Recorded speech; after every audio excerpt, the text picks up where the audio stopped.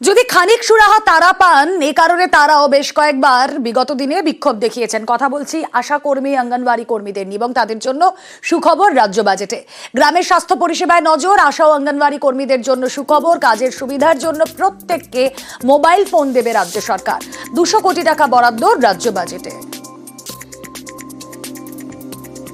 তরুণের স্বপ্ন এটা হচ্ছে ট্যাব, যেটা আমরা স্মার্টফোনের জন্য 10,000 টাকা করে তাদের ব্যাংকে জমা দিই, যেটা আইসিডিএস কে দেওয়া হবে এবং আশাকে দেওয়া হবে।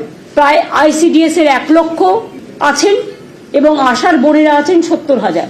এদের দিতে গিয়ে প্রায় 200 কোটি টাকা বাজেট বরাদ্দ হবে। খুব খুশির খবর, আমাদের খুব ভালো লাগলো। দীর্ঘদিনের আমাদের একটা পাওয়ার একটা ছিল, তা সেটা যে উনি দিচ্ছেন, একটা যে মোবাইল, আমাদের পেশেন্টে কেয়ারে কাজ করতে খুব সুবিধা হবে। এটা খুব খুশির খবর। মোবাইলটা হয়ে অনেক সুবিধা হবে। দিদিকে অনেক ধন্যবাদ এই দেওয়ার জন্য। দিদির মোবাইল থাকলে আমরা ভালোভাবে কাজ করতে পারবো, বেশি সুবিধা হবে আমাদের। এখন আশা কর্মী এবং অঙ্গনারী কর্মীদেরকে যে দিদি স্মার্টফোন দেওয়ার কথা ঘোষণা করেছেন, এটার জন্য আমরা খুবই আনন্দিত। আমরা অনেকদিন থেকে আন্দোলন করছি আমাদের মোবাইল বা অন্য অন্য দাবি দেওয়ার জন্য, ওনাকে আমাদের অশেষ ধন্যবাদ। রাজ্য সরকার যেটা দিয়েছেন এটাতে সত্যিই আমরা খুশি। আমরা অনেক দিন ধরেই এটা ডিমান্ড করেছিলাম ফোনের জন্য। আমরা দীর্ঘদিন আমাদের দিদির কাছে দাবি ছিল যে আমাদের একটা করে মোবাইল দেওয়া হোক, আর দিদিকে এটা বাড়ানোর জন্য অনেক ধন্যবাদ।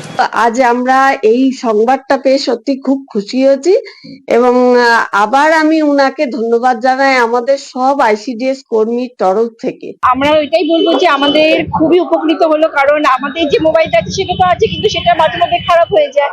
তো এখন আমরা যে আবার একটা নতুন ফোন পাবো, তাতেই একটা ভীষণ আনন্দ। দিদিকে অসংখ্য ধন্যবাদ। আমাদের এই মোবাইলটা যদি দেওয়া হয় তাহলে আমরা খুবই উপকৃত হব কাজের ক্ষেত্রে।